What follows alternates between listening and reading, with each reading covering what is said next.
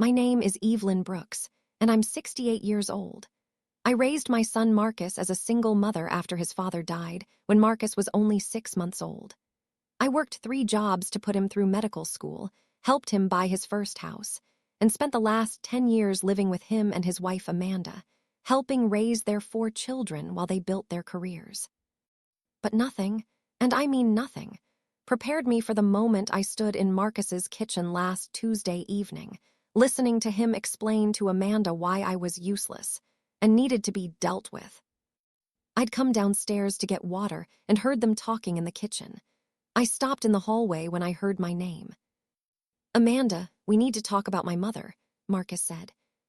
"I know, it's been on my mind too.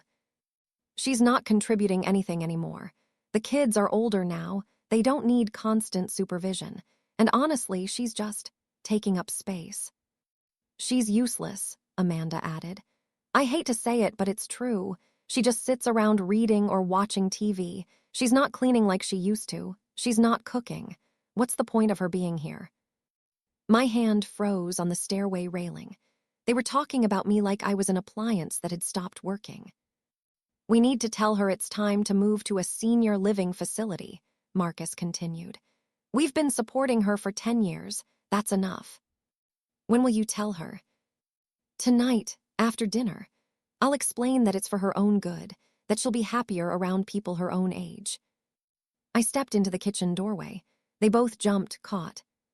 "Please, continue," I said calmly. "I want to hear the rest of your explanation about why I'm useless." Marcus's face went red. "Mom, we didn't mean." No, I insist. Finish explaining. I want to understand exactly why the woman who raised you alone, who worked 3 jobs to put you through medical school, who gave you $50,000 for your house down payment, and who has spent 10 years helping raise your children is now useless." Amanda looked away. Marcus stammered, "Mom, you're taking this the wrong way." "Am I? Then please explain it to me the right way. I'm listening." Marcus took a deep breath. "The truth is, Mom, you're 68 years old. The kids are teenagers now. They don't need babysitting. And you're not doing much around the house anymore. We're essentially supporting you for free, and we think it would be better for everyone if you moved to a place designed for seniors." "I see. And when were you planning to tell me this?" "Tonight. We were going to have a family meeting." I smiled, a small knowing smile that neither of them understood. "That's very thoughtful of you. But Marcus, before you continue with this family meeting, there's something you should know." "What's that?" "Tomorrow morning, I have a very important appointment. One that's been scheduled for 6 months. One that's going to change everything." "What kind of appointment?" "You'll see. In fact, why don't we have that family meeting tomorrow night instead, after my appointment? I think you'll find what I have to say much more interesting then." Marcus and Amanda exchanged confused glances. "Mom, what are you talking about?" "You'll find out tomorrow. But I promise you this, after tomorrow, you'll never call me useless again."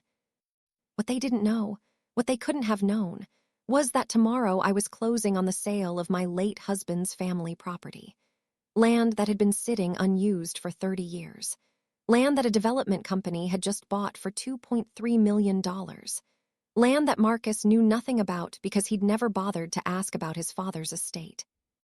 But before I tell you what happened at that appointment, before I reveal how my useless son's face looked when he found out what I'd been planning, I need you to do something for me right now. Hit that subscribe button. Click it.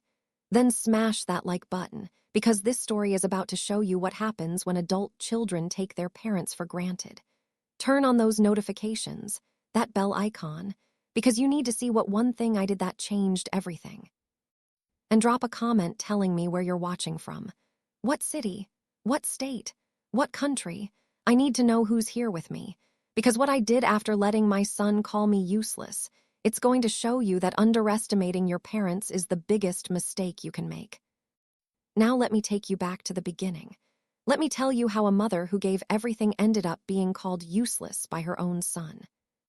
To understand what happened, you need to understand my life with Marcus.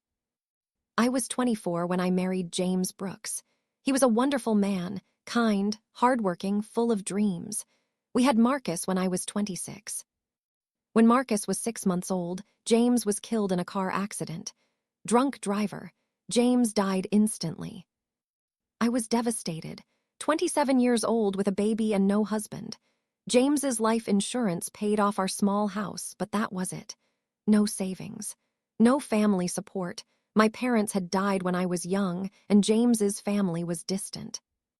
So I raised Marcus alone. I worked as a secretary during the day, cleaned offices at night, and did bookkeeping on weekends. 3 jobs to keep us afloat. Marcus had everything he needed. Good schools, clean clothes, food on the table. I made sure of it, even when it meant I had nothing for myself. When Marcus showed interest in becoming a doctor, I was so proud. But medical school was expensive. We had some scholarships, but not enough. So I took out loans, drained my small savings, worked extra hours, whatever it took to make sure Marcus could pursue his dream. He graduated medical school at 28, became a cardiologist, started making good money.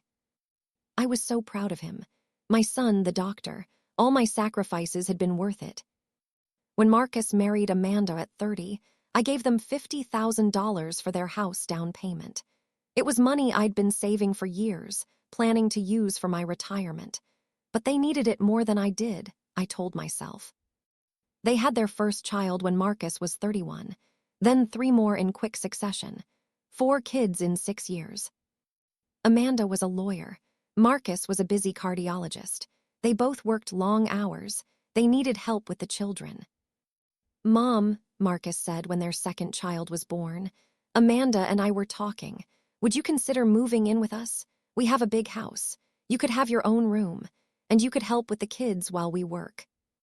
It seemed like a good idea at the time. I'd sold my small house and was living in a tiny apartment.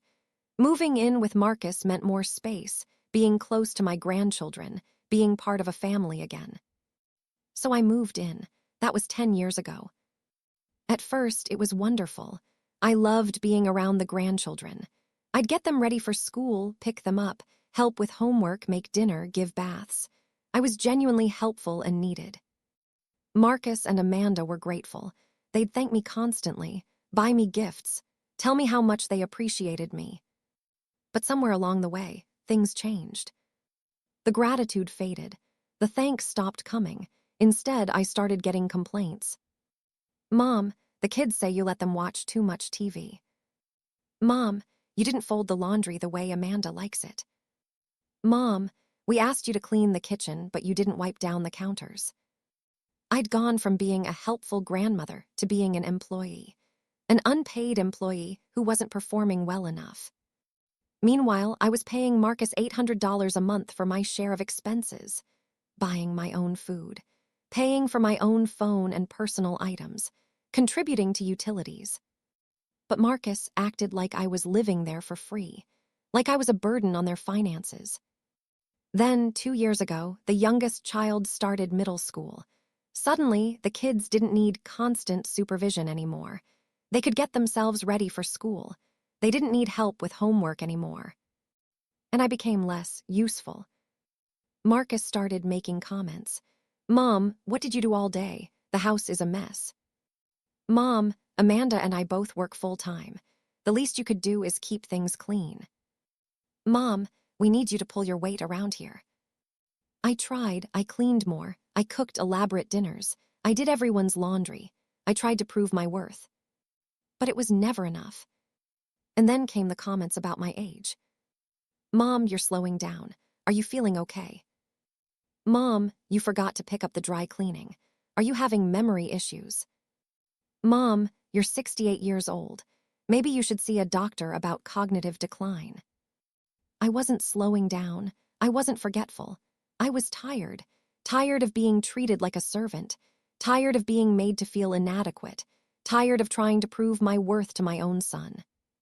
6 months ago, I started making plans. Plans Marcus knew nothing about. You see, when James died 30 years ago, his family owned a piece of land about 2 hours upstate. 50 acres of undeveloped property that James's father had bought as an investment in the 1960s. When James's parents died, the land went to James. And when James died, it went to me. But there was a trust stipulation. The land couldn't be sold for 30 years from James's death. Some complicated estate planning his father had set up. The 30 years were up 6 months ago.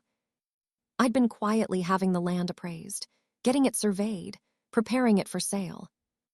A development company approached me 3 months ago. They wanted to build a small housing community on the land. They offered $2.3 million. I accepted. The closing was scheduled for tomorrow. Tomorrow, I'd walk out of that lawyer's office with $2.3 million in my bank account. And Marcus had no idea. He'd never asked about his father's estate, never asked if there was any inheritance, never showed any interest in James's family history. He'd been too busy building his career and his life to think about where his father came from or what might have been left behind. And I'd never told him, because after years of being made to feel useless, I'd decided my inheritance from James was mine, not Marcus's, mine. That evening, after the kitchen conversation where I'd heard them call me useless, I sat in my room planning. Tomorrow I'd close on the land sale. Then I'd come home and have that family meeting Marcus wanted. And I'd tell them exactly what I was going to do with my $2.3 million. But I wouldn't do it right away. First, I'd let Marcus finish explaining why I was useless. I'd let him and Amanda lay out all their reasons why I should move to a senior living facility. And then, only then, would I do the one thing that would change everything. I'd tell them I was leaving, not to a senior living facility, but to my own house. A beautiful house I was going to buy with my $2.3 million. A house where I'd live independently, comfortably, without anyone making me feel like a burden. And Marcus, he'd realized too late what he'd lost. Not financially, I didn't plan to give him any of my money, but emotionally. He'd lost his relationship with his mother by treating her like she was disposable. That night, I barely slept. I was anxious about the closing, excited about my future, and yes, a little bit eager to see Marcus's face when he realized how badly he'd underestimated me. The next morning, I dressed carefully. A nice suit, professional, confident. "Mom, where are you going?" Marcus asked as I headed for the door. "I told you, I have an appointment." "What kind of appointment? Do you need a ride?" "No, I have a car service picking me up. I'll be back this afternoon."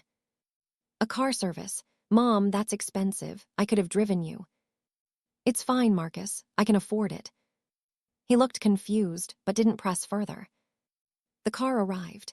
I got in and rode to the attorney's office in town. The closing took 3 hours. Paperwork, signatures, wire transfers.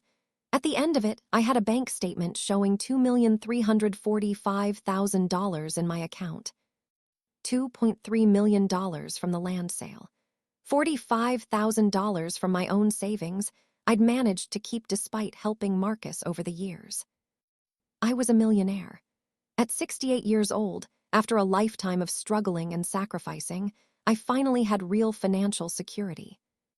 The attorney congratulated me. "Mrs. Brooks, this is wonderful. What are your plans for the money?"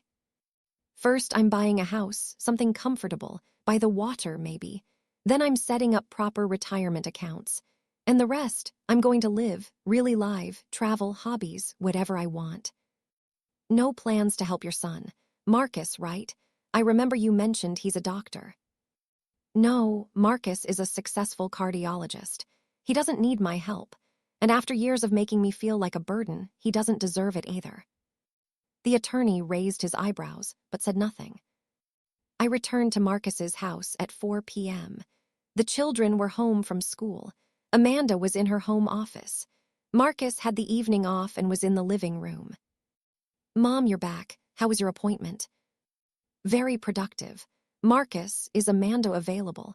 I think it's time for that family meeting you wanted." "Oh, yes, let me get her." We gathered in the living room. Marcus, Amanda, and me. The kids were upstairs doing homework. "So," Marcus began, looking uncomfortable. "Mom, Amanda and I wanted to talk to you about your living situation." Go ahead, I'm listening. Amanda spoke up. Evelyn, we love having you here, but we think it might be time for you to consider other options. Options that might be better suited for someone your age. Such as a senior living community, Marcus said. Somewhere with activities, medical staff on site, people your own age. We think you'd be happier. I see, and you think this because… Marcus hesitated. Because, Mom, you're not really contributing to the household anymore. The kids don't need supervision. You're not cleaning or cooking as much, and we're essentially supporting you financially. Stop right there, I interrupted. Supporting me financially? I pay you $800 a month. I buy my own food. I pay for my own needs. How exactly are you supporting me? Well, the house, the utilities. Which I contribute to. Marcus, let's be honest. You don't think I'm contributing enough. You think I'm useless. I heard you say it last night. Amanda's face went red. Marcus looked down. Yes, I heard that conversation. About how I'm useless and taking up space. So let me tell you what's going to happen. I pulled out a folder. Inside were printouts of my bank statement and documents from the land sale. This morning, I closed on the sale of your father's family land. The land I inherited when he died 30 years ago.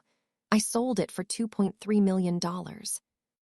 I laid the bank statement on the coffee table. Marcus and Amanda both leaned forward, staring at the numbers. That's over $2 million, Marcus whispered. Yes, and it's mine, fully, completely mine. Your father left it to me. I kept it all these years, waiting for the trust restriction to expire, and now I've sold it. Mom, I had no idea. Of course you didn't, because you never asked. You never asked about your father's family, never asked if there was any inheritance, never showed any interest in anything except your career and your life. But Mom, this is incredible, we can. There is no we, Marcus, this money is mine. But you'll invest it, right? Set up proper accounts, you might need help managing. I've already set up accounts. I have a financial advisor. I'm handling it myself. Mom, what are you planning to do with it? I smiled, the same knowing smile from the night before. I'm leaving, not to a senior living facility, to my own house. I'm buying a beautiful home where I'll live independently, comfortably, without anyone making me feel like a burden ever again. The room went silent. Then Marcus said, You're leaving. But Mom, we weren't trying to kick you out. Yes, you were. You called me useless, Marcus. You said I was taking up space. So I'm giving you what you wanted, your space back. But the money, surely you'll help us with. And there it was, the real concern. Not that I was leaving, but that I was taking my money with me. Help you with what exactly? I asked. You're both successful professionals. You make combined income of probably $400,000 a year. Why would you need my help? Well, the kids' college funds. Your children, your responsibility. I already put you through medical school, Marcus. I'm not funding another generation. Mom, that's not fair. What's not fair is spending 10 years helping you raise your children, contributing financially to your household, and being told I'm useless. Amanda spoke up. Evelyn, if we'd known you had money. You would have what? Treated me better. Amanda, listen to yourself. You're saying you would have respected me more if you'd known I was rich. That's exactly why I'm leaving. Marcus stood up, agitated. Mom, please, don't make any rash decisions. Let's think about this. I've been thinking about it for 6 months, ever since you started making me feel like I was worthless. And now I'm done thinking. I'm acting. I stood up and headed for the stairs. Where are you going? Marcus asked. To pack. I'm staying at a hotel tonight. Tomorrow I'm meeting with a real estate agent to look at houses. And by the end of next week, I'll be moved out of here completely. Mom, wait. But I didn't wait. I went upstairs, packed a suitcase, and called a car service. As I was heading out the door, Marcus stopped me one more time. Mom, please, can we at least talk about this? Can we? I looked at my son, at the man I'd raised alone, at the doctor I'd sacrificed everything to help become successful. And I said the one thing that needed to be said. Marcus, you let me finish explaining why I'm leaving. Now it's your turn to think about why you called your mother useless, because that's a question you're going to have to answer to your children someday. I left without looking back. Before I continue this story, kindly subscribe, like, turn on the notification bell, and tell me in the comments where you're watching from. I checked into the Riverside Hotel downtown that evening. It was expensive, $300 a night, but I could afford it now. I could afford anything I wanted. I ordered room service, steak, lobster, wine. Things I hadn't had in years because I'd been trying to be economical while living with Marcus. As I ate, my phone rang constantly. Marcus, Amanda, Marcus again. I let them all go to voicemail. Finally, I listened to the messages. Marcus's first message. Mom, please come back. We can talk about this. We didn't mean what we said. Please call me. Amanda's message. Evelyn, Marcus is really upset. Can you please call him back? We're worried about you. Marcus's second message. Mom, I'm sorry. I'm so sorry for calling you useless. I was stressed and I said things I didn't mean. Please, can we talk? I didn't call back. Not yet. They needed to sit with this, to really understand what they'd done. Instead, I called my friend Patricia. We'd worked together 30 years ago and had stayed close. Patricia, I did it. I sold the land. Evelyn, that's wonderful. How much? $2.3 million. She gasped. Oh my God, that's life-changing. What are you going to do? Buy a house, leave Marcus's place, start living for myself. Good for you. How did Marcus take the news? Not well. He's upset I'm leaving, and upset I'm not sharing the money. He actually thought you'd give him some.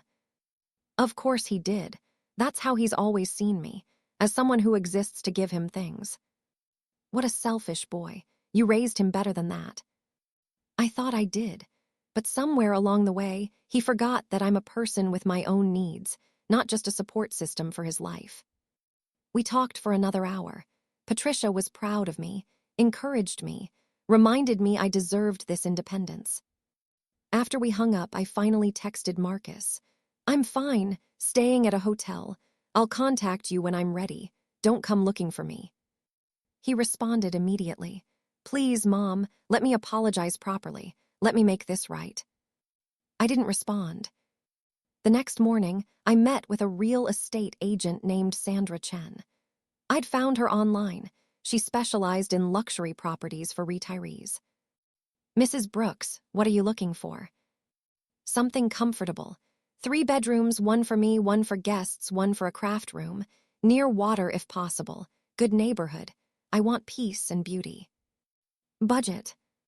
Up to $800,000. Cash purchase. Her eyes widened slightly. Wonderful. I have several properties that might interest you. Over the next week, Sandra showed me 15 houses. Some were too big, some were too isolated, some just didn't feel right. Then she showed me number 16. It was a beautiful ranch-style house on a quiet lake, 40 minutes from the city. 3 bedrooms, 2.5 baths, huge windows overlooking the water, a modern kitchen, a sunroom, and a garden. This is it, I said the moment I walked in. This is my house. It's listed at $750,000. I can negotiate. Offer $740,000 cash. Quick closing. No contingencies. The offer was accepted within 6 hours. Closing was scheduled for 2 weeks out. Meanwhile, Marcus was calling and texting constantly. I'd responded to a few texts to let him know I was alive and well, but I refused to see him in person. Mom, please, I need to see you, to apologize face to face. Not yet, Marcus. I'm not ready. But we need to discuss arrangements. Your things are still here. When are you coming to get them? I'll come next week when you're at work. I'll pick up my belongings while you're gone. Mom, that's ridiculous. You can't just... Yes, I can. My house, my rules. Or in this case, my timeline, my choices. One evening, my granddaughter Sophie called. She was 16, the oldest of the 4 children. Grandma, it's Sophie. Are you okay? Dad says you moved out. Hi, sweetheart. Yes, I moved out, I'm fine. But why? Did we do something wrong? My heart hurt. No, baby, you didn't do anything wrong. Your parents and I had a disagreement, and I decided it was time for me to have my own place. But I miss you. We all miss you. Can we visit? Of course. Once I'm settled in my new house, you're all welcome to visit anytime. Dad says you're upset with him. I am, but that doesn't affect my relationship with you and your siblings. I love you all very much. Will you and Dad ever make up? I don't know, Sophie. Your father said some hurtful things, and before I can forgive him, he needs to really understand why those things were hurtful. He feels really bad. He's been mopping around the house for days. Mom says he barely sleeps. Good. Maybe that means he's actually thinking about what he did. After we hung up, I felt guilty. I didn't want to hurt my grandchildren, but I also couldn't keep sacrificing my dignity just to keep the peace. The week before my house closing, I went to Marcus's house at noon on a Wednesday when I knew he'd be at the hospital, and Amanda would be at work. The kids were at school. The house was empty. I packed my belongings systematically. Clothes, books, photos, the few pieces of furniture that were actually mine, a bookshelf, a reading chair, a small desk. I'd hired movers to help. They loaded everything efficiently. I was almost finished when I heard a car in the driveway. Marcus's car. He came through the front door, just as I was tapping up the last box. Mom, I left work early. Sophie told me you'd be here. Sophie shouldn't have done that. She's worried about you. We all are. I'm fine, Marcus. As you can see, I'm just collecting my things. Where are you going? To my new house. I close tomorrow. You bought a house, already. Yes, it's beautiful, on a lake. Everything I've ever wanted. He looked around at the packed boxes and empty spaces where my furniture had been. Mom, please, can we talk? Really talk? I sighed. Fine, but make it quick. The movers are waiting. We sat at his kitchen table, the same table where I'd overheard him call me useless 2 weeks ago. Mom, I'm so sorry. What I said calling you useless, it was terrible. I didn't mean it. Yes, you did. You meant every word. You just didn't expect me to hear it. I was stressed. Work has been intense. Amanda's been dealing with a difficult case. The kids are expensive. Everything felt overwhelming and I took it out on you. Marcus, being stressed doesn't excuse treating your mother like she's disposable. I raised you alone. I worked 3 jobs to give you opportunities. I helped you through medical school. I gave you $50,000 for your house. I spent 10 years helping you raise your children. And the moment I became less useful to you, you wanted me gone. That's not fair. Isn't it? You literally said I was taking up space, that you were supporting me financially even though I pay rent and buy my own food. You wanted to put me in a senior living facility so you could have your guest room back. Marcus looked down. When you put it that way. That's the only way to put it. You treated me like an appliance that stopped working. Mom's not cleaning enough. Mom's not watching the kids anymore. What's the point of keeping her around? That's how you saw me. I'm sorry. I'm really, truly sorry. Are you sorry for what you did? Or are you sorry you got caught?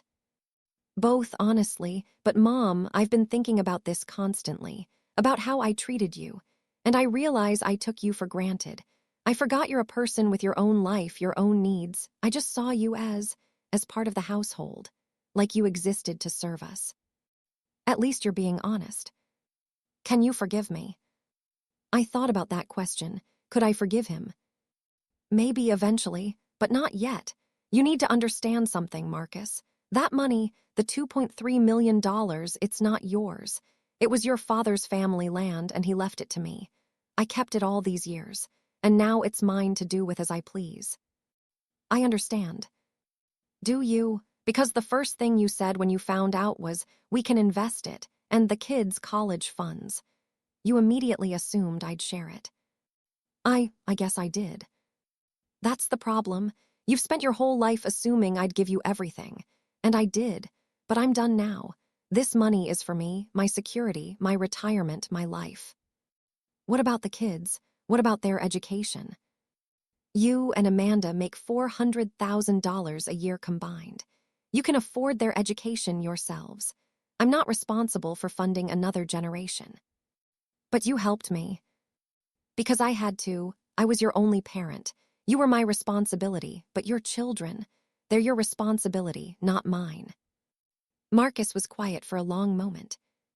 Then he asked, "Will you at least tell me where this house is, so I can visit?" "Eventually, but not yet. I need space, Marcus. I need time to adjust to my new life without you making demands on me." "I wouldn't make demands." "Wouldn't you?" "Marcus, even now in this conversation where you're supposedly apologizing, you've asked about the money 3 times. You've asked when you can visit. You're still thinking about what you need from me." He looked stung. "You're right, I'm sorry. I'm not trying to hurt you. I'm trying to make you understand. For the first time in your life, you're going to have to manage without me. No financial help, no free childcare, no emergency backup. You're on your own." "That's scary." "Good. Welcome to how I felt when your father died and I was left alone with a 6-month-old baby and no support. Scary is good sometimes. It makes you figure things out." The movers finished loading. I stood up to leave. "Mom, wait, one more thing." "What?" "Will you at least stay in touch? Call sometimes. Let us know you're okay." I softened slightly. "Yes, I'll call. And once I'm settled, the kids can visit. I meant what I told Sophie, I still love them. My issue is with you and Amanda, not with them." "Thank you, that means a lot." "But Marcus, understand this. Our relationship has changed. I'm not your built-in support system anymore. I'm not your safety net. I'm just your mother. And you're going to have to earn my trust and respect back." "I will, I promise." I left with the movers. As we drove away, I saw Marcus standing in the driveway, watching us go. He looked lost, like a child who just realized his parent wasn't invincible. Good, he needed that wake-up call. The next day, I closed on my lake house, paid $740,000 cash, walked out with the keys and a deed in my name only. Over the next 2 weeks, I moved in and set up my new home, bought new furniture I picked, in styles I liked, decorated the walls with art that made me happy, planted flowers in the garden. For the first time in decades, I had a space that was entirely mine. No one criticizing my choices. No one making demands, just peace. I called the grandchildren and invited them to visit. Sophie, the oldest at 16, came first. Then her siblings, Nathan, 14, Grace, 12, and Lucas, 10. They loved the house, loved the lake, loved having their own space when they visited. "Grandma, this place is amazing," Grace said, running through the sunroom. "Can we go fishing?" Lucas asked, pointing at the lake. "Anytime you want, sweetheart." Sophie pulled me aside. "Grandma, Dad's been really sad since you left. He misses you." "I miss him too. But Sophie, sometimes people need consequences for their actions. Your father treated me badly, and he needs to understand why that was wrong." "He knows it was wrong. He talks about it all the time, about how he took you for granted." "Talking about it isn't the same as changing. Has his behavior actually changed?" "I don't know. We don't have anyone helping with the house now.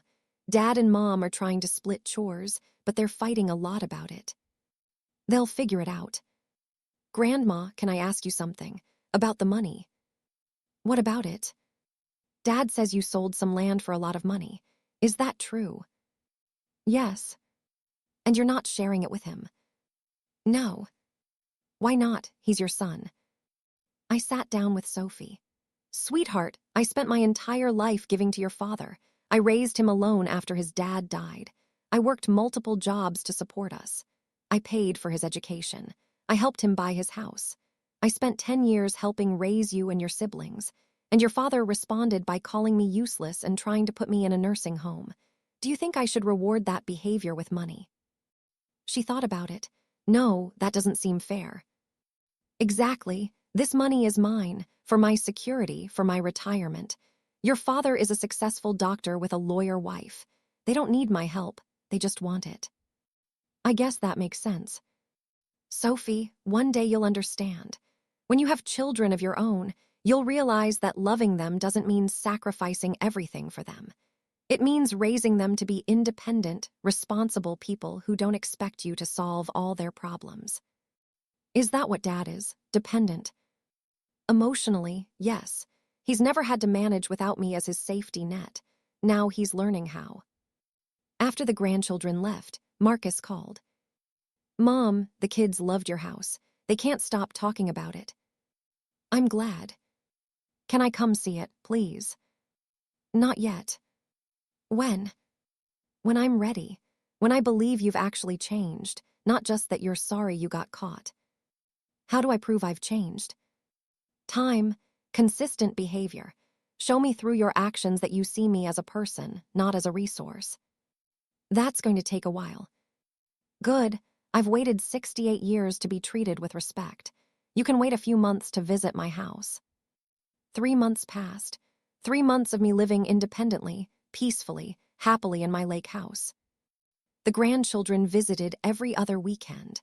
Marcus and Amanda would drop them off and pick them up, but they weren't allowed inside.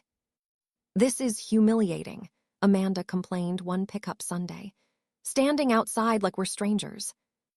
"Then maybe you shouldn't have treated me like I was useless," I said calmly. Marcus, to his credit, didn't complain. He'd apologize every time he saw me, ask if he could do anything for me, send flowers, send cards. But I wasn't ready to let him back in. Then, 4 months after I moved out, Sophie called me crying. "Grandma, something happened. Can I come talk to you?" "Of course, sweetheart. Come over right now." She arrived 30 minutes later, eyes red from crying. "What's wrong?" "Mom and Dad are getting divorced." My heart sank. "What?" "They've been fighting constantly since you left. About money, about chores, about everything. Dad blames Mom for how they treated you. Mom blames Dad for not managing his own mother better. It's awful, Grandma. They're awful to each other." "Oh, Sophie, I'm so sorry." "Is it because of you? Because you left?" I thought carefully about how to answer.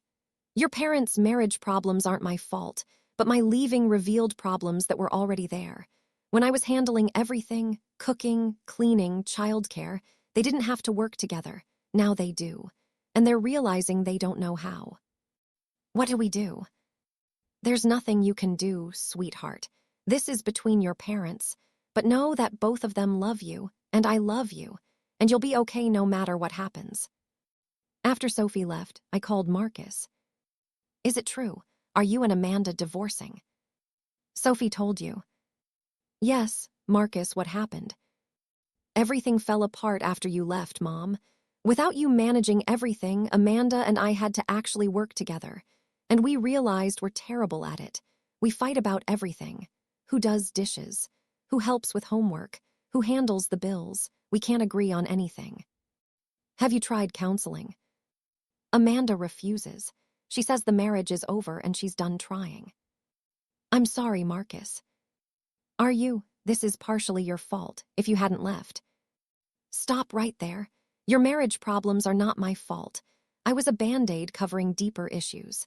Now the Band-Aid is off and you're seeing the wound that was always there." He was quiet. Then he said, "You're right. I know you're right. But Mom, I don't know what to do. I'm losing my wife. My kids are miserable, and I have no one to help me figure this out." "You have therapists, friends, professional resources. You don't need me to fix this for you." "But I want you. I want my mother. Please, can I come see you? Can we talk in person?" I thought about it. 4 months was long enough. Marcus had been consistently apologetic. He'd let me have my space. He'd stopped demanding access to my money or my home. Maybe it was time. "Okay, come over tomorrow evening. 6 o'clock, come alone." Before I continue this story, kindly subscribe, like, turn on the notification bell, and tell me in the comments where you're watching from. Marcus arrived at my lake house at exactly 6 p.m. the next evening. I watched from the window as he parked his car and stood for a moment, looking at the house. He seemed smaller somehow, tired, older than his 38 years. I opened the door before he could knock. "Come in." He stepped inside and looked around.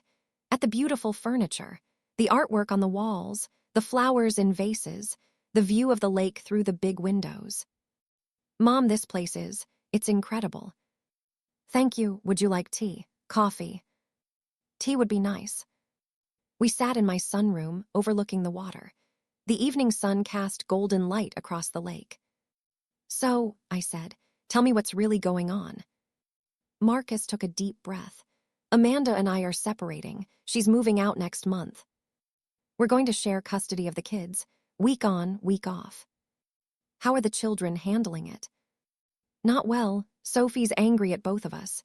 Nathan's withdrawn. Grace cries a lot. Lucas keeps asking if it's his fault. And you've told him it's not. Of course, but I don't think he believes it. Kids always think they're the reason their parents split up. I know. You did the same thing when your father died.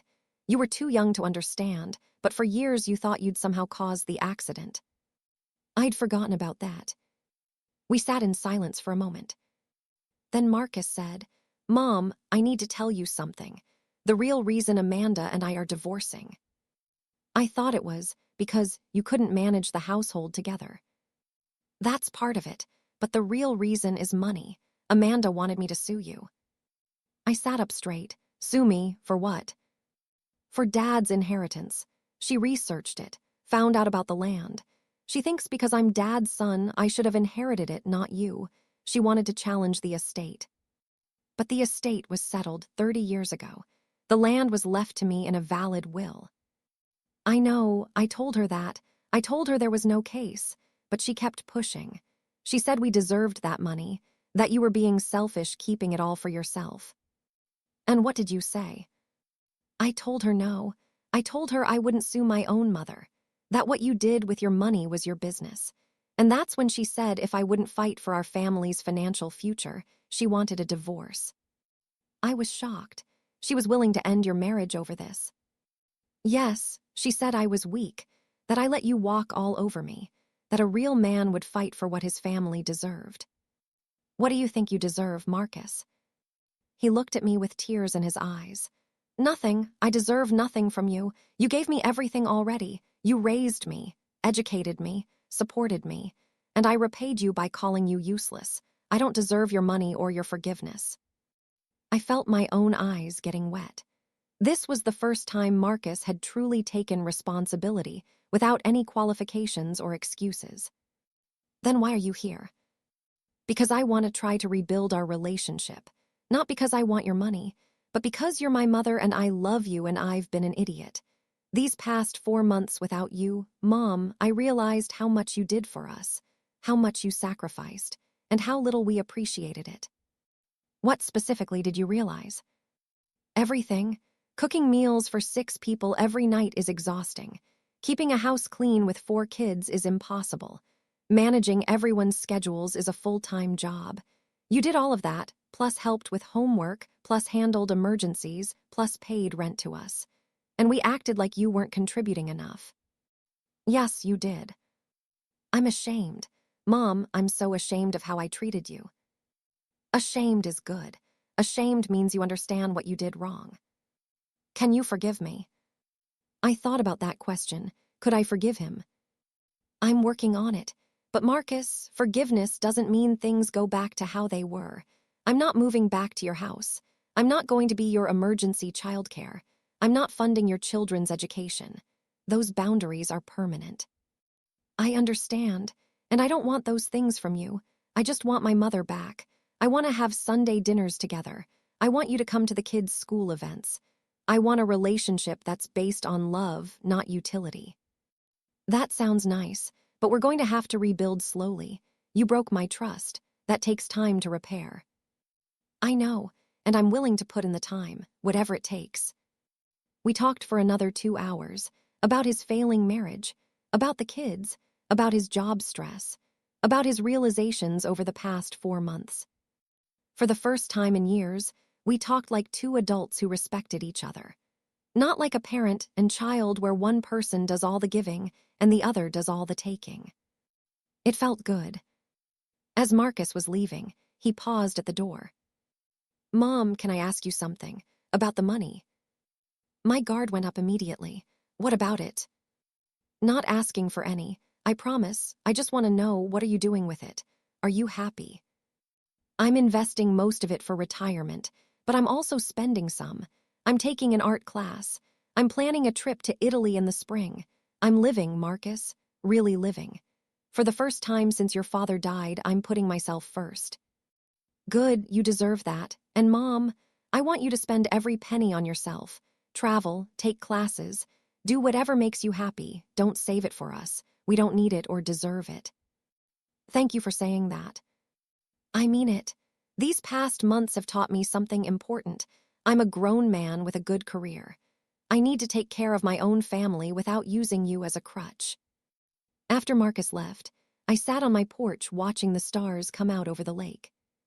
Maybe we could rebuild something. Maybe not the same relationship we'd had before. That one had been unhealthy, with me giving everything and him taking everything. But something new, something more balanced. 2 weeks later, Amanda showed up at my door unannounced. Evelyn, we need to talk. I don't think we have anything to discuss, Amanda. Please, just 5 minutes. Against my better judgment, I let her in. We sat in my living room. Amanda looked around with barely concealed envy. Nice place, must have cost a fortune. It cost what it cost. What do you want, Amanda? I want to know why you're destroying my family. Excuse me. Marcus and I are getting divorced because of you. Because you left and took your money, and now he won't fight for what's rightfully his. The money isn't rightfully his. It's rightfully mine. My husband left it to me. His father, Marcus's father, the inheritance should have gone to the son. That's not how estates work. James's will was clear, and it was probated 30 years ago. There's no legal challenge you can make. But morally, Amanda, let me tell you about morality. I raised Marcus alone. I worked multiple jobs. I put him through medical school. I gave you $50,000 for your house. I spent 10 years helping raise your children. And you thank me by calling me useless and trying to put me in a nursing home. Don't talk to me about morality. We were going through a difficult time. And instead of appreciating the help you had, you decided I was disposable. Now you're facing the consequences of that choice. The consequence being you're keeping millions of dollars that could help your grandchildren. My grandchildren have 2 educated, successful parents who earn plenty of money. They don't need mine. What about their college funds? What about them? You and Marcus can fund them yourselves. That's what parents do. Amanda's face turned red. You're a selfish, bitter old woman. I'm a woman who finally learned to value herself. If that makes me selfish in your eyes, I can live with that. Marcus is miserable without you. Then maybe he shouldn't have called me useless. He apologized for that. Yes, after he found out I had money. Very convenient timing. That's not fair. Life isn't fair, Amanda. You're learning that now. You thought you could use me for free childcare and household help, then discard me when I wasn't needed anymore. You thought wrong. I'll make sure your grandchildren know what kind of person you really are. Selfish, vindictive, choosing money over family. Go ahead, they're smart kids. They'll figure out the truth eventually. That their parents took their grandmother for granted and are now upset they can't take her money too. Amanda stood up. You'll regret this. I regret nothing. I spent 40 years sacrificing for my son. Now I'm living for myself. If you can't understand that, that's your problem, not mine. She stormed out. I called Marcus immediately. Your soon-to-be ex-wife just left my house. She's not welcome here again. What did she say? She called me selfish for not sharing my inheritance, threatened to turn the kids against me. Marcus, I need you to understand something. I will not have a relationship with Amanda going forward. She's made it clear she sees me as nothing more than a source of money.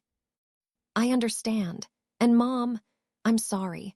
Amanda's been spiraling since I refused to sue you. I should have warned you she might try to confront you. Just make sure she doesn't come back here. I will, I promise. 3 weeks later, Marcus's divorce was finalized. Amanda moved into an apartment across town. The kids started their week-on, week-off custody schedule.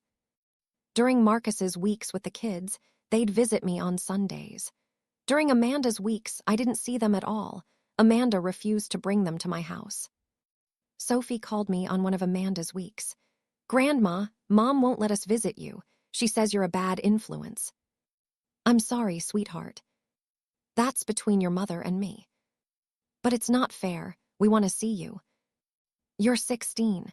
In 2 years, you'll be 18 and can make your own choices about who you spend time with. Until then, you have to respect your mother's custody time. She talks about you all the time, says mean things, says you stole Dad's inheritance, says you abandoned us. And what do you think?" "I think Mom's wrong. I think you deserve to keep your own money. And I think you didn't abandon us. You just stopped letting Dad and Mom take advantage of you. You're a smart girl, Sophie.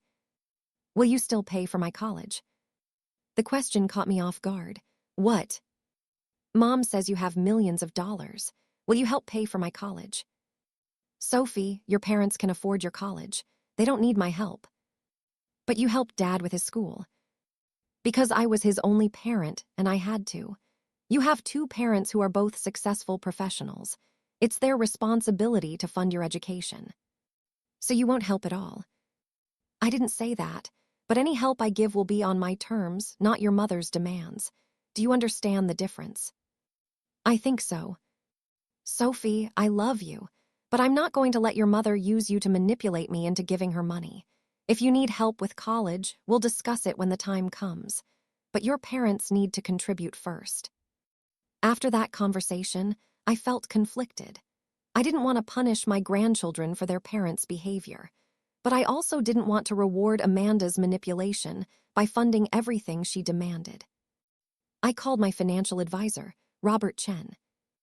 "Robert, I want to set up education trusts for my 4 grandchildren, $50,000 each, but with conditions."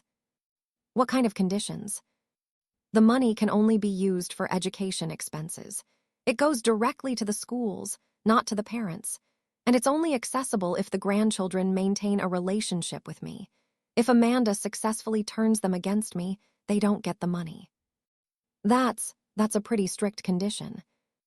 "It needs to be. Amanda is trying to use the kids as leverage. I won't allow that." "I understand. I'll draft the trust documents."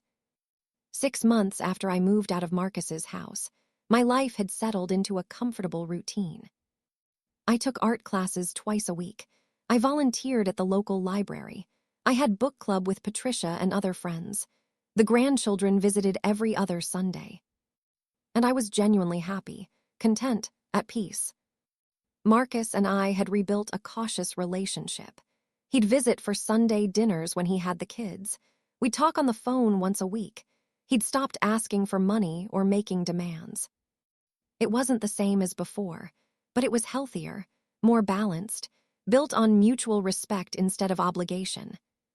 Then, one Tuesday morning, I got a call from Marcus. He sounded panicked. "Mom, I need your help. It's an emergency." My heart jumped. "What's wrong? Are the kids okay?" "The kids are fine, but Mom, I'm in serious trouble. Financial trouble. I need to borrow money." "How much?" $200,000. I almost dropped the phone. $200,000. "Marcus, what happened?" "I made some bad investments. Amanda took me to the cleaners in the divorce. She got the house. I had to buy her out, plus child support, plus alimony. And I invested what I had left in a tech startup that just went bankrupt. Mom, I'm drowning. I might lose everything." "Can't you get a loan from the bank?" "I tried. With the divorce and the debt, my credit is shot. They won't lend to me. Mom, you're my only option. Please, I'll pay you back with interest. I just need help right now." I sat down, my mind racing. This was it.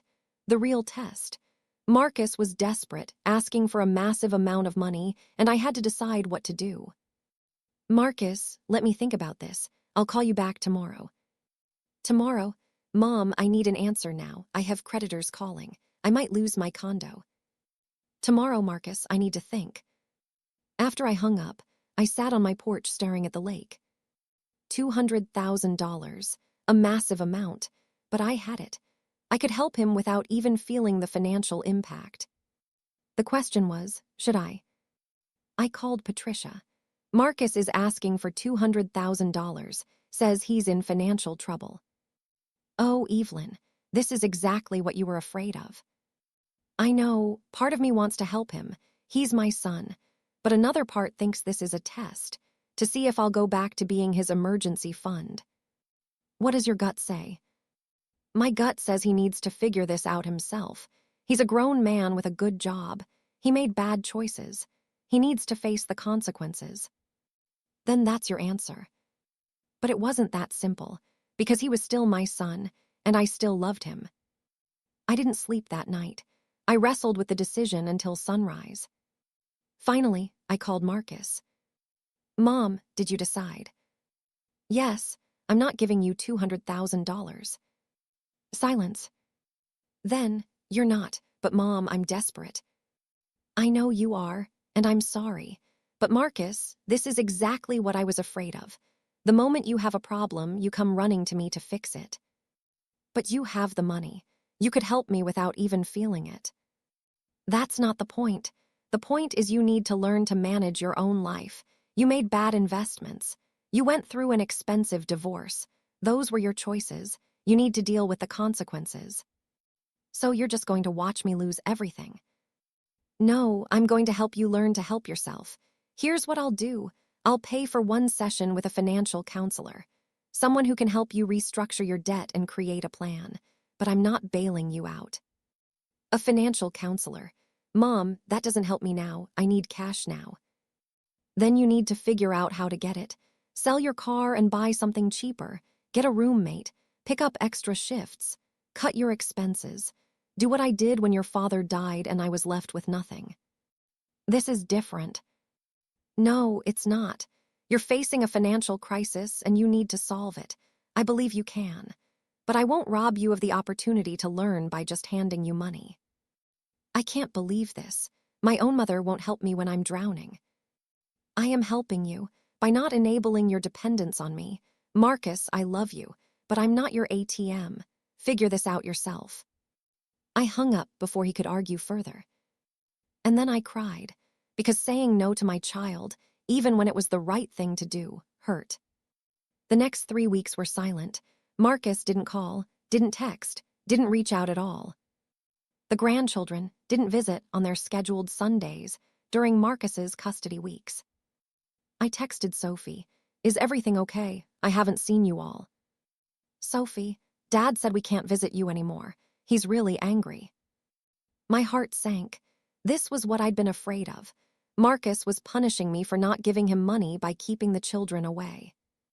I called him. He didn't answer. I texted, "Marcus, you can be angry with me, but don't punish the children by keeping them from their grandmother." No response. I tried again. "Marcus, we need to talk about this like adults." Still nothing.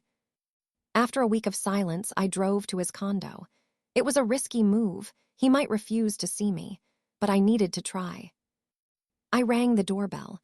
Marcus answered, looking exhausted, dark circles under his eyes, unshaven, wearing wrinkled clothes. "What do you want?" His voice was cold. "To talk, please. Can I come in?" "Why? So you can lecture me more about managing my own life." "No, so we can have an honest conversation about what's happening." He hesitated, then stepped aside. The condo was a mess. Dishes piled in the sink, laundry everywhere, papers scattered across the coffee table. "Marcus, what's going on?" "What do you think is going on? I'm drowning, Mom. I'm working 18-hour days trying to make extra money. I'm selling everything I own. I'm barely sleeping, and my own mother won't help me." "Have you seen the financial counselor?" "Yes, she gave me a plan. It involves selling my car, getting a roommate, and cutting my expenses to nothing. It's humiliating. But it's a plan. It's a way forward. It's a way forward that wouldn't be necessary if you just helped me." "Marcus, if I'd given you $200,000, what would you have learned? That Mom will always bail you out, that you don't have to face consequences for your choices. I would have learned that my mother loves me enough to help when I'm in crisis. I do love you. That's why I'm not helping. Because real love means letting people struggle and grow, not protecting them from every difficulty. He sat down heavily on the couch. You know what Amanda said? She said you were always a selfish person, that I just never saw it because you hid it behind sacrifices that made you look good. And now that you have money, your true nature is showing. That stung. Do you believe that? I don't know what I believe anymore. All I know is I'm falling apart and you could fix it and you won't. I can't fix it, Marcus. Only you can fix it. And you will. You're smart, educated, capable. You'll figure this out. Easy for you to say from your beautiful lake house that you paid cash for. Yes, it is easy for me to say, because I earned that money. It came from property your father's family invested in decades ago. It's mine, and I don't owe it to you just because you made bad choices. Bad choices? Mom, I made one bad investment. And went through an expensive divorce because you married someone who only cared about money, and agreed to a settlement you couldn't afford because you felt guilty, and bought a condo you couldn't really afford because you wanted to impress people.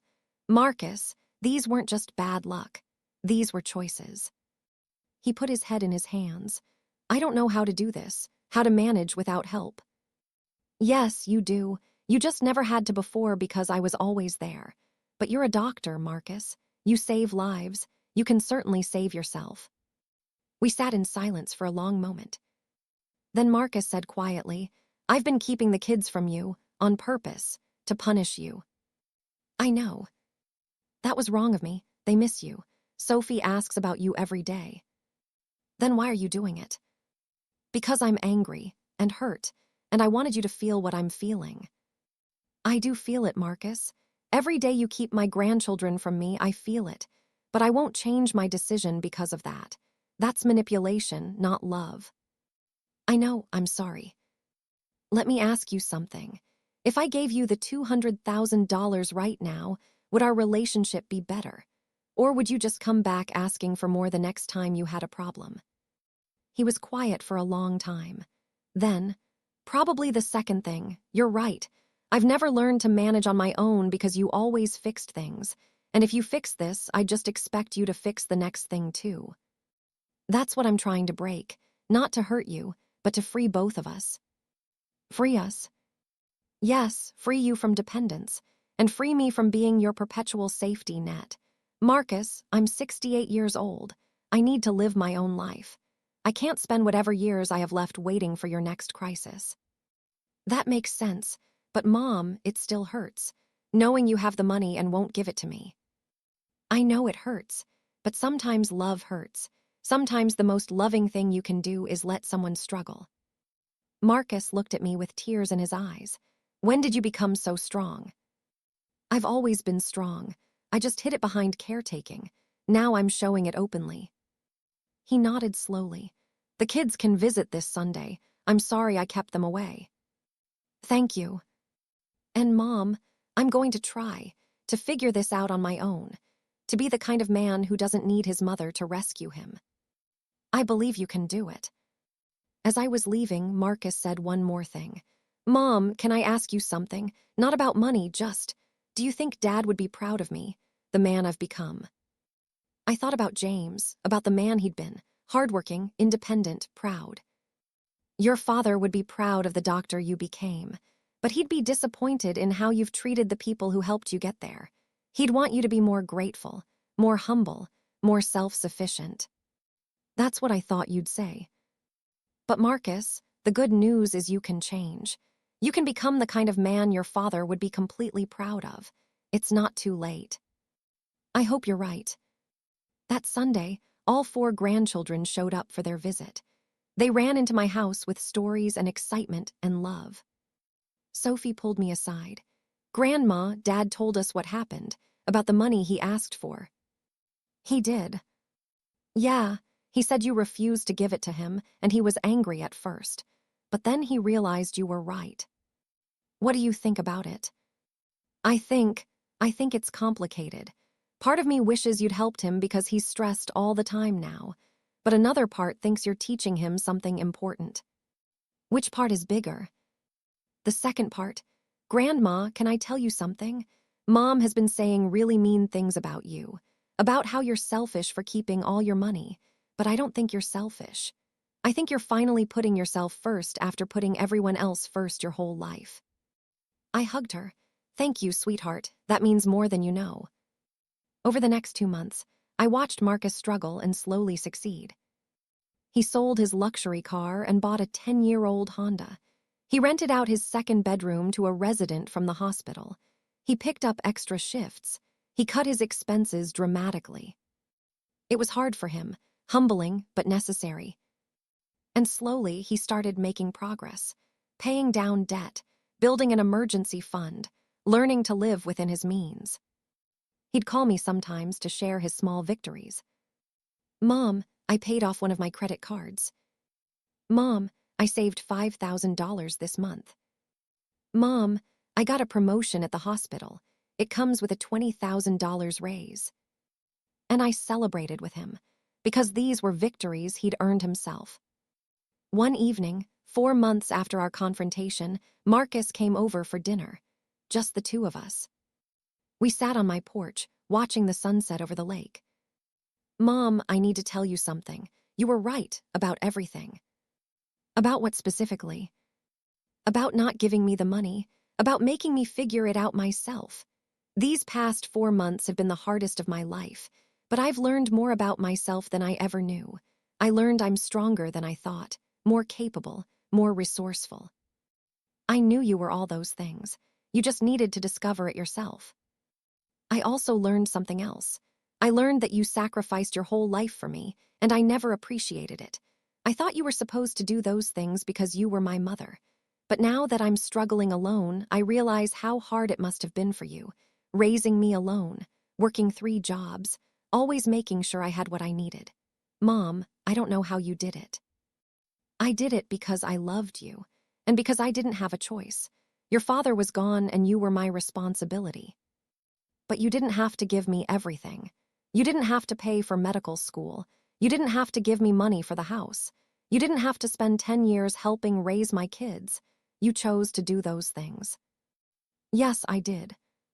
And I repaid you by calling you useless and trying to put you in a nursing home." "Yes, you did." "I'm sorry, Mom. Really, truly, deeply sorry. Not just because you have money I want, but because I failed to see you as a person. I only saw you as what you could do for me." "I know you're sorry, and Marcus, I forgive you." He looked up surprised. "You do?" "Yes, because you've done the work. You've taken responsibility. You've made real changes. You've learned to value yourself and others. That's all I ever wanted." "Does this mean we can have a real relationship again? Not like before where I just took from you, but a real, adult relationship where we both give and take?" "Yes, that's exactly what I want." We hugged, a real hug, the kind that says I see you and value you as a person. "Mom, can I ask you something? About your plans?" "What about them?" "Are you happy, really happy?" I looked around at my beautiful house, at the lake view, at the life I'd built for myself. "Yes, I'm happier than I've been in decades. I'm taking art classes. I'm traveling. I'm going to Italy next month. I'm volunteering. I'm living for myself for the first time since your father died." "Good, that's what you deserve. And Mom, when you go to Italy, send me pictures. I want to see you happy." "I will." "One more thing. The trust funds you set up for the kids' education. Sophie told me about them." "She did?" "Yeah, $50,000 each. That's incredibly generous, Mom, thank you." "You're welcome, but Marcus, understand something. That money is for them, not for you. It goes directly to their schools. You don't get to touch it." "I understand, and I wouldn't want to. That's their money for their future. I'll handle funding the rest of their education myself." "Good." As Marcus was leaving that evening, he paused at the door. "Mom, do you remember that night in the kitchen, when you overheard me say you were useless?" "Of course." "What were you thinking when you smiled?" I laughed. "I was thinking that you had no idea what was about to happen. You thought you were getting rid of a burden. You had no idea that Burden had $2.3 million and was about to buy her own house and start living her best life." I was such an idiot. Yes, you were, but you're not anymore. You've grown. Because you let me, you could have enabled me, could have kept rescuing me, but you loved me enough to let me fall and learn to get up on my own. That's what real love looks like, Marcus. Not always being there to catch someone, but teaching them how to catch themselves. 6 months after that conversation, my life had settled into a beautiful rhythm. I spent 3 weeks in Italy, Rome, Florence, Venice. I took cooking classes, visited museums, made friends with other travelers. It was magical. The grandchildren visited every other weekend. We'd cook together, fish in the lake, do art projects, build the kind of relationship that wasn't based on obligation, but on genuine love and choice. Marcus visited monthly. We'd have dinner, talk about his progress, his struggles, his victories, and I'd share about my life, my travels, my classes, my new friends. Our relationship wasn't perfect. There were still moments of tension. Still times when Marcus would hint at needing financial help, and I'd have to remind him of our boundaries. But it was real, honest, built on mutual respect rather than dependence. One Sunday afternoon, all 4 grandchildren were visiting. We were sitting on the porch eating homemade ice cream when Sophie asked, "Grandma, can I ask you something?" "Of course, sweetheart." "Do you think you would have left Grandpa's house if Dad hadn't called you useless?" I thought about that. Eventually, yes, but maybe not as soon, hearing him say that was the push I needed to stop waiting and start acting. So, in a weird way, him saying that mean thing led to you being happy now. Yes, sometimes the worst moments lead to the best changes. If Marcus hadn't called me useless, I might have stayed there for years, slowly becoming more invisible, more taken for granted. His words hurt, but they also woke me up. Nathan, the 14-year-old, spoke up. "Dad says you taught him an important lesson, about not taking people for granted." "I hope I did. What do you think? Has he changed?" "Yeah, he's different now. He says thank you more. He asks how we're feeling instead of just telling us what to do. I don't know, more like a real person instead of just Dad." I smiled. That's exactly what I hoped would happen. Grace, the 12-year-old, added, "Mom still says mean things about you sometimes, but we don't listen. We know she's just mad because you didn't give her money. Your mother and I may never have a good relationship, but that's okay. You can love both of us without picking sides." Lucas, the youngest at 10, said simply, "I'm glad you have this house, Grandma. It's way better than your old room at our house, and you seem happier." "I am happier, sweetheart, so much happier." That evening, after the children left, I sat alone on my porch watching the stars come out over the lake. I thought about that moment 6 months ago, standing in Marcus's kitchen, hearing him call me useless, feeling that initial shock and hurt. And then smiling, because I knew something he didn't. I knew I had options, power, independence waiting for me. I knew I wasn't useless. I'd never been useless. I'd been essential, valuable, critical to his success and his family's functioning. But he'd taken me for granted for so long that he'd forgotten my worth. So I'd let him finish explaining why I was useless. Let him lay out all his reasons. Let him fully commit to his position. And then I'd done one thing. One simple thing that changed everything. I'd told him the truth. About the land. About the money. About my plans to leave and live independently. That one thing, that moment of truth, had shattered his assumptions. Forced him to see me as a person, not a resource. Made him confront his own dependence and entitlement. It wasn't easy. The months that followed were painful.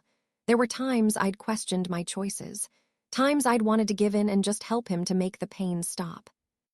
But I'd held firm, because I knew that real change requires discomfort. Real growth requires struggle. And Marcus had changed, had grown, had become the man I'd always hoped he'd be, independent, grateful, respectful, humble. Not because I'd enabled him, but because I'd refused to. My phone buzzed, a text from Marcus. "Thanks for having the kids today. They had a great time. And Mom, thank you for everything, for raising me, for teaching me, for loving me enough to let me struggle. I'm becoming the man Dad would have been proud of, and it's because of you." I texted back, "I'm proud of you too, love you." And I meant it.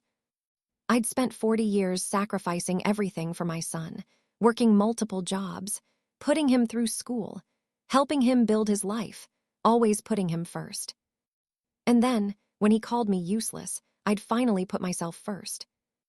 Not out of spite, not out of revenge, but out of self-respect, out of a recognition that my life mattered too, that I deserved to live for myself after decades of living for others.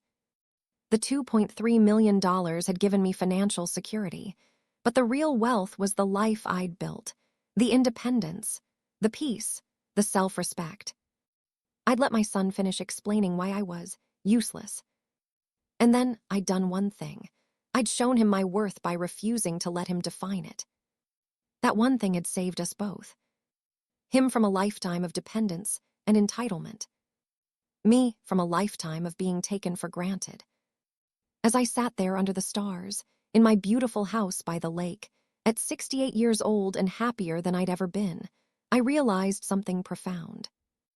Being called useless by the person you've sacrificed everything for is devastating. But proving them wrong, not through anger or revenge, but through living your best possible life, that's powerful. That's freedom. That's the one thing that changes everything.